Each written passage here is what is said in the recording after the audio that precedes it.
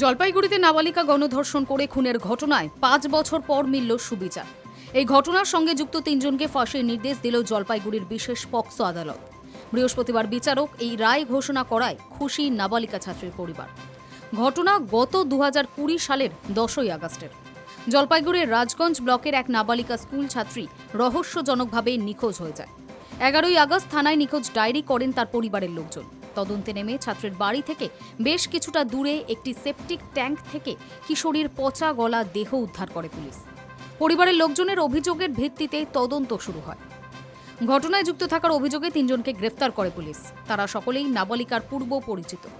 জানা গিয়েছে, বিয়ের প্রতিশ্রুতি দিয়ে বাড়ি থেকে বের করে ধর্ষণ করা হয় নাবালিকাকে। মামলায় মোট ২৯ জনের সাক্ষ্য গ্রহণ করা হয়। শেষমেশ বৃহস্পতিবার ৩ জনকে দোষী সাব্যস্ত করে বিচারক। তাদের ফাঁসির সাজা শোনানো হয়। দেখা যাচ্ছে যে এই ৩ জন মিলে মেয়েটিকে বর্বরতার সঙ্গে বারংবার তাকে ধর্ষণ করেছে এবং তারপরে রাজগঞ্জের একটি নদীর ধারে মেয়েটিকে নিয়ে গিয়ে একজন আসামির গেঞ্জি দিয়ে তার গলায় ফাঁস লাগিয়ে তাকে হত্যা করে এবং বডিটি তথ্য প্রমাণ লোপাট করে করার চেষ্টা করার জন্য সেই বডিটা নিয়ে গিয়ে একটি নির্গমান পায়খানা ট্যাঙ্কির মধ্যে সেই বডিটাকে ফেলে দেয়।